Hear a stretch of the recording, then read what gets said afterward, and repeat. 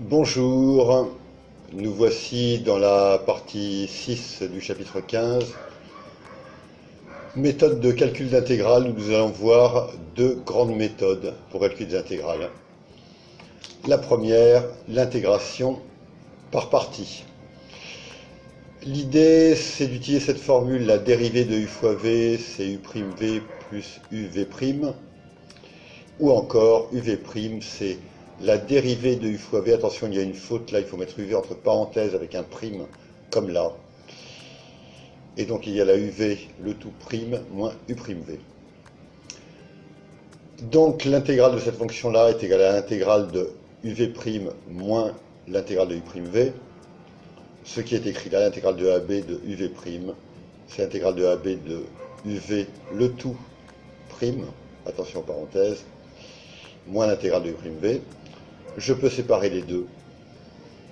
Et l'intégrale de AB de uv' de t, c'est uv, entre A et B. D'une manière générale, je vous rappelle que l'intégrale entre A et B de f' de t dt, c'est f de b moins f de a. Et on obtient donc la formule qui est écrite là, qui se lit rapidement. L'intégrale de uv', c'est uv moins l'intégrale de u'v. Il faut que les deux fonctions uv soient de classe C1, c'est-à-dire continue, dérivable avec une dérivée continue, ce qui est en pratique toujours le cas.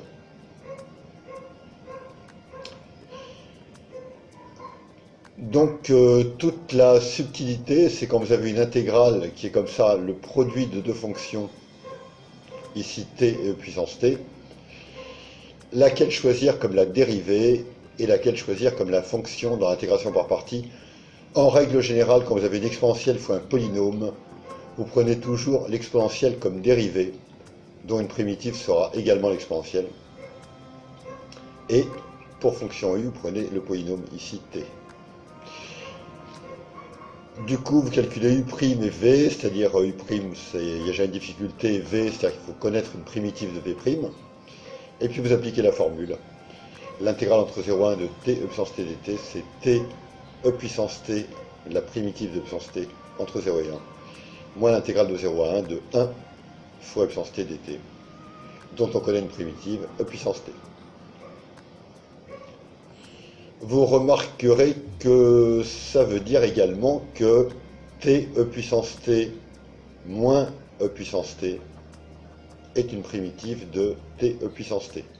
Vous pouvez le vérifier facilement en dérivant t e puissance t moins e puissance t. Autrement dit, l'intégration par partie permet aussi de trouver des primitives, pas seulement des intégrales avec des bornes qui possèdent des chiffres.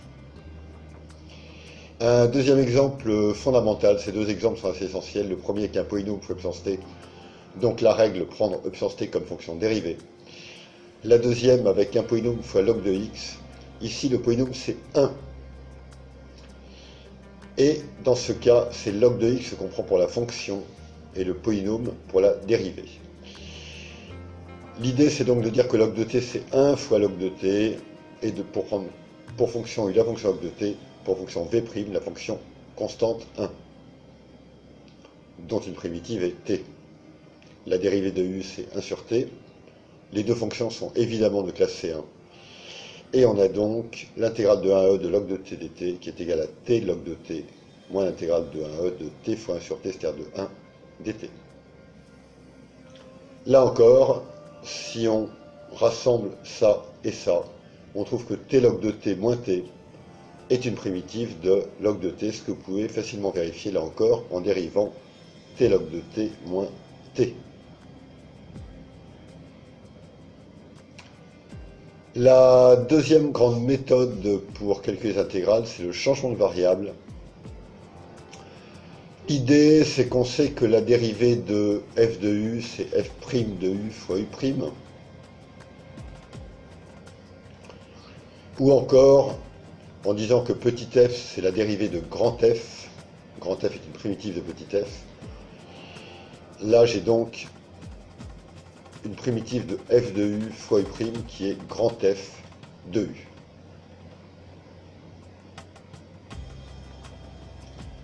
Donc l'idée c'est la suivante. Alors la formule est facile à montrer, car on sait que si on appelle g et non pas grand f une primitive de petit f, Là, on a donc la dérivée de g de t, puisque g c'est f rond u, c'est grand f, pardon, c'est ça, g est une primitive de,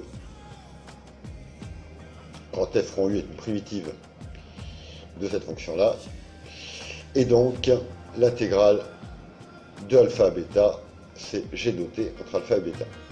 G c'est donc grand f rond u dont la dérivée est petit f de u fois u'. Mais puisque g c'est f rond u, g de t en bêta c'est g de bêta, c'est donc f de u de bêta. Et g de t en alpha c'est g de alpha, c'est f de u de alpha. Mais ça, je peux aussi l'écrire f de t avec t qui part de u de alpha pour arriver à u de bêta, qui est encore l'intégrale entre u de alpha et u de bêta de petit f de x dx. En pratique, il faut surtout penser à changer les bornes de l'intégrale. Un exemple concret. On veut calculer l'intégrale de 0 à 1 de t racine de 1 moins t au carré dt. On pose u égale 1 moins t au carré. Et on a u' qui vaut moins 2t. Autrement dit, t c'est moins 1,5 de u'. Le moins 1,5, je peux le sortir de l'intégrale, il ne sera jamais un problème. Et donc j'ai une intégrale de la forme u' racine de u dt. Ou encore racine de x, qui est 1 moins t2, dx, entre u de 0 et u de 1.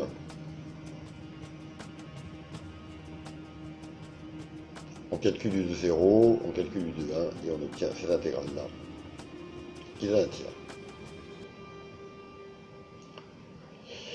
Alors, une méthode, pas la méthode, mais une méthode pour calculer l'intégrale de AB de f de t dt avec un champ de variables, c'est de poser x égale u de t, comme on a fait là. Et puis ensuite, alors éventuellement calculer t égale u moins 1 de x, mais ce n'est pas toujours facile de trouver la fonction réciproque de u. Une autre méthode, tout simplement, c'est d'écrire dx égale u' de t dt. Et de chercher à exprimer le calcul qui est sous l'intégrale uniquement avec la variable x et sans variable t.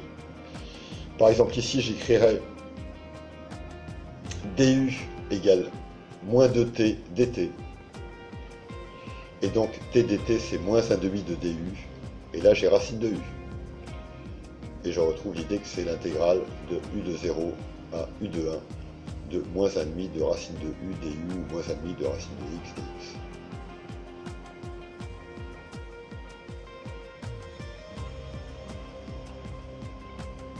Donc l'idée, c'est d'exprimer un calcul qui contenait uniquement la variable t avec un calcul qui contient uniquement la variable x, ou la variable u comme vous voulez, soit sous la forme dx,